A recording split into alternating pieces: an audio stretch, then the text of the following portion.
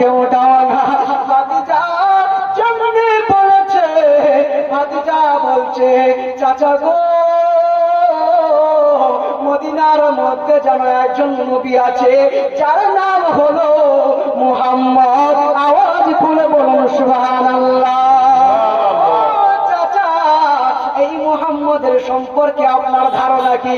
মা, আপনারা শুনুন আর ইমানকে তাজা করুন। বাবাজি এইবারও যেন বলতেছেন, ও চাচা, এই মুহাম্মদের সম্পর্কে আপনার ধারণাটা কি?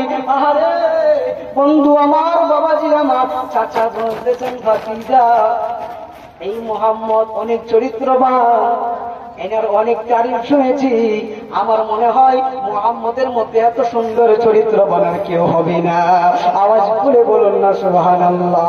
ভাতিজা খাবার ছেড়ে দিয়ে বলছে চাচা, যদি মুহাম্মদ চরিত্রবান হয়, আল্লাহু আকবার, মুহাম্মদ যদি চরিত্রবান হয় চাচা গো, তাহলে মুহাম্মদ যে এক আল্লাহ বলে, যে এক আল্লাহকে মান, মূর্তি পূজা ছাড়ো, ও চাচা আমরা কি নবী মুহাম্মদের কথা মানতে পারবো না? ভাতি চাচা বলে, ভাতিজা আল্লাহু আকবার, আমাদের বাপ ধর্ম, আমাদের বাপ দাদার ধর্ম এক, আর মুহাম্মদের ধর্ম আরে। ভাতিজা সব মানতে পারি কিন্তু মুহাম্মদের ইসলাম মানতে পারি না। চাচা ভাতিজা বলতেছেন সুবহানাল্লাহ, আল্লাহ কবুল করুন, একসাথে দোয়া করে শেষ করে দেব। বাবা চাচা বলতেছেন ভাতিজা মুহাম্মদের ধর্ম মানা যাবে না। ভাতিজা বলে চাচা মুহাম্মদকে ভালো লাগে, মুহাম্মদ সাল্লাল্লাহু আলাইহি সাল্লামের চেহারা ভালো লাগে, কিন্তু মুহাম্মদের দিন ভালো লাগে না সাল্লাল্লাহু আলাইহি সাল্লাম। চাচা আমি তো সেই নবীর প্রেমিক হয়ে গেছি গো, আপনি যদি মুহাম্মদকে না মানেন, সাল্লাল্লাহু আলাইহি সাল্লামের প্রেমে না পড়েন, ওই নবীকে যদি আপনি না গ্রহণ করেন, ওই ইসলাম যদি গ্রহণ না করেন, চাচা আমায় ছাড়িয়া দেন, আমি আমার নবীর প্রেমিক হয়ে গেছি, আমি এখন যাব আর আমার নবীর কাছে গিয়ে কলমা পড়ে মুসলমান হয়ে যাব। আল্লাহু আকবার। বাবাজি, ও বাড়ি গ্রামের বাবা, যুবক একটু ইমান তাজ নিয়ে আসো গো। কেন মানবেন না? কেন ইসলামের দিকে আসবেন না, শরীয়তের দিকে আসবেন না? এবার যেন বাবা শেষ করে 4-3 মিনিট সময় নিতেছে বাবা। এইবার চাচা যেমনি বলেছে ভাতিজা, চাচা বলতেছে ভাতিজা যদি তুই ইসলামকে ছাড়তে চাস, ইসলামকে ধরতে চাস, তবে চাচা ভাতিজা শুনে নাও, এই যে শরীরে কাপড় আছে, এই কাপড় আমাকে দিয়ে দাও, যা সম্পত্তি আছে এই সম্পত্তি আর তুই পাবি না। আপনারা ছাড়বেন? সম্পত্তি সব তোমাকে পাবি না, তোমাকে দিব না। তুমি যদি ইসলাম গ্রহণ করো সম্পত্তি দিব না, তবে সম্পত্তি বলছে চাচা, ভাতিজা বলছে চাচা সম্পত্তি লাগবে না, যে নবীর প্রেমে পড়েছি এই নবীকে দিয়া সম্পত্তি বড় না, আমার নবী পাক বেশি বড়। সুবহানাল্লাহ। সম্পত্তি লাগবে না, সম্পত্তি দিয়া না। বলছে ভাতিজা তাহলে হবে না, বলে কি করব?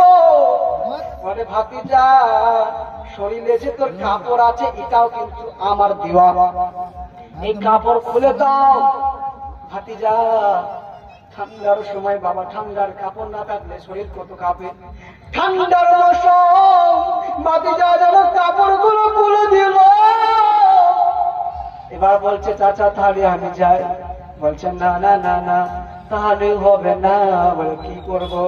বলে ভাতিজা এই যে লুঙ্গিটা পরে আছো, এই লুঙ্গিটাও কিন্তু আমার দেওয়া। ধরে বলুন সুবহানাল্লাহ। লুঙ্গি খুলে দে, না হলে ইসলাম ছেড়ে দে।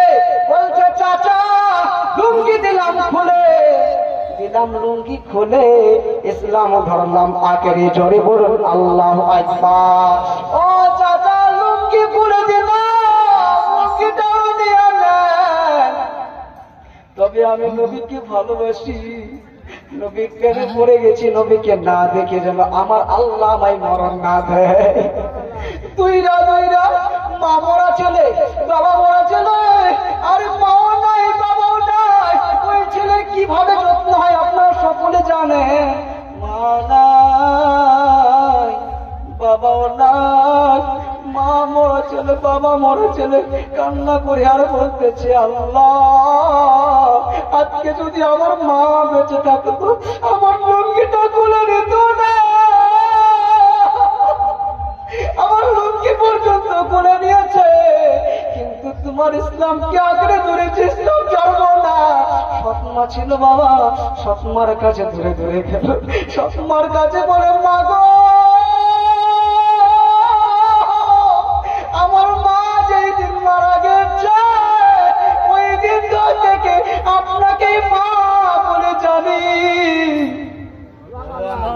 আপনাকেই মা বলে ডাকি, আপনি ছাড়া দুনিয়ায় কেউ নাই। মাগো এই কাপড় নিয়ে নবীর কাছে যাবো কেমন, এই উলঙ্গ শরীর নিয়ে নবীর কাছে যাবো কেমন। মা যদি একটা কাপড় থাকে কাপড়টা দেয়, আর ওই কাপড়টা নিয়ে আমি একটু নবীর কাছে যাই। মা গো নবীকে দেখার পরে যদি আমার মরণ হয় মনে দুঃখ থাকবে না, আর নবীকে না দেখার পরে যদি মরণ হয় অনেক কষ্ট হবে। সৎমা ডাক দিয়ে বলছে ও আমার ছেলে, তোরেও আমি নিজের ছেলের মতো ভাবি, কিন্তু শোন আমি তোমাকে কাপড় দিতে পারবো না, আমার কাছেও কিছু নাই, ধর এই কম্বলটা ধর, এখানে আধা ভাগ কর, একটা কম্বল আধা ভাগ কর, আর ওই কম্বলটা অর্ধেক নিয়ে নে, আর আমার কাছ থেকে বিদায় হয়ে চলে যা।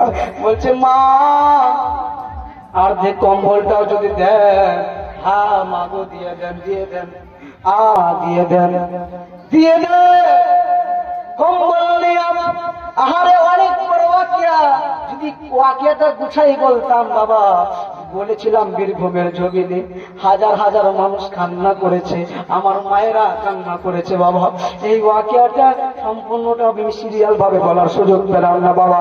বাবাজি ওই কাপড় নিয়া, ছোট্ট এখন কাপড় নিয়া রাস্তার সামনে বসে রইলেন, কখন নবী আসবে আর কলমা পড়ে মুসলমান হব। এইবার বাবা জানো আমার নবী জন্য অপেক্ষা করেছেন, শীতের বেলা অনেক ঠান্ডা করতেছে, ঠান্ডায় কাঁপতেছে, ঠান্ডায় যেন কাঁপতেছে। এইবার বাবা ঠান্ডায় যেন কাঁপে, এমন সময় বাবা নবী